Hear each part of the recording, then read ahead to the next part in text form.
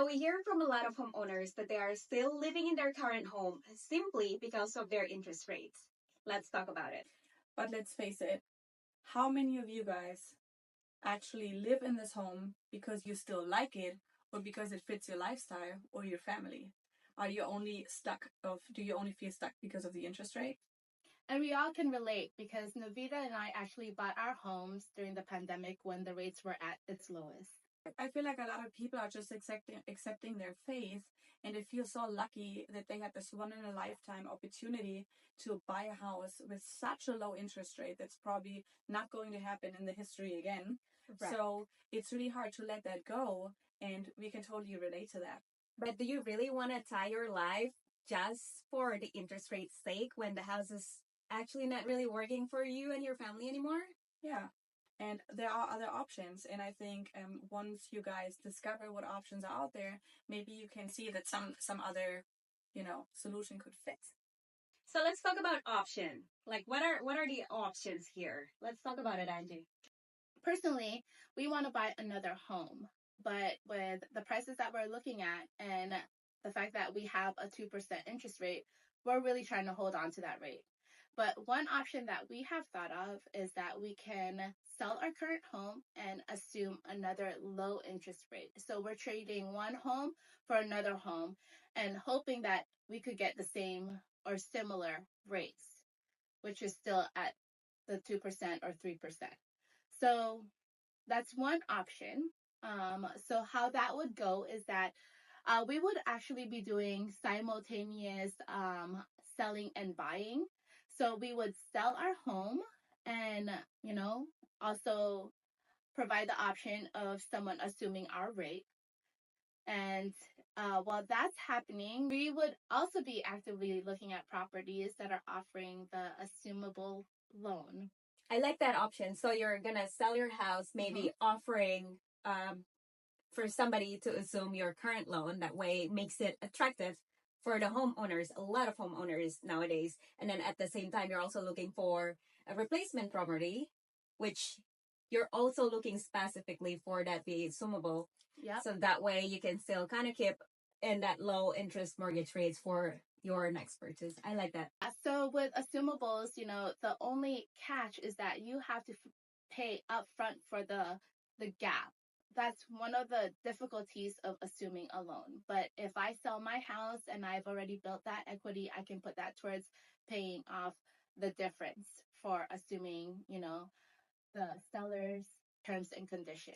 So just want to clarify that you are thinking about taking the equity out of your current home and put that money towards down payment for your next home. Yes. Yes. Okay, great. I like that. And also, I know a lot of people bought maybe like 2 years ago and they still have that somewhat lower interest rates and they're thinking about selling now for job transfer or whatever the case may be. And for somebody that had just bought 2 years ago, you got to remember that maybe their uh, current loan balance and that their asking price right now is not that big of a gap. So I think that could also be a good potential option to consider for a lot of homeowner who doesn't have a lot of down payment to put in towards their next purchase. Yeah, that's a good point. Yeah, and we have seen properties that, they had purchased 2 years ago where the gaps are, very low. Granted, it's still at 4%, but the gap, the difference is very little, less than, 50,000 or even less than 100,000. So those are better options than the current rate right now. And what I also want to point out is that let's say you have $1 million home, just because it's easier to calculate, 1% interest difference is, with $1 million home, $10,000 per year. So if you break that down per month, I want to say it's like $850 that you pay less for each percentage that you get lower in interest rate.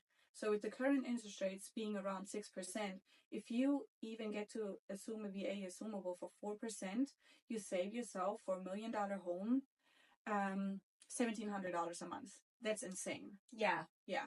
That's insane. So another option that you can take is also to rent your house and then purchase a new one. In that sense, you're still owning a home with that low interest rates, you're not letting go of that loan, yet you put that home to be an investment property while you and your family move on to something else that works better for you. Yeah. So I think that's also a good option to explore in this current market if you feel stuck in your current home. Yeah, and I feel like you build generational wealth doing that because you True can that. keep this home. Yes. You don't let go of that interest rate that everybody's so afraid of. But sometimes, let's be real, sometimes the homes just don't fit you guys anymore. I know ours won't fit us forever, and it's okay. You don't have to let go of the interest rate. You can hold on to it, rent it out, and to say a financial example for that. Let's say you bought a home for $800,000. You have an interest rate of 3%, and sometimes it was even lower than that, around the 2%. But let's say your monthly payment is about $3,200, but the rent in your area realistically is already $3,800. You even come out with money after that, even after you pay the HOA fees, maybe. So, with that being said, if you can afford, um, purchasing a new house for the current interest rate and keeping the other home at the same time and rent it out, there's so many benefits to that. Right. Who doesn't love positive cash flow? Yeah. Right. Talking about investment. Yeah. So I think a lot of the things that home buyers are not realizing is that what it really comes down to is running numbers. So it's really important for you to discuss your options with your agent, or you could even contact us and we can have this conversation with you. Yeah. So another option in our personal situation, my husband is still active duty. We're not sure if we want to, if we are going to stay here, if we're going to retire here or not. But we did do a VA assumable 2 years ago for an interest rate of 3.5%. So I do not want to let go of that. And the plan is to rent out the property and become investors that way. I think, it's you jump from being a homeowner into actually being an investor. That's, a life goal for some people, at least for us. That's great.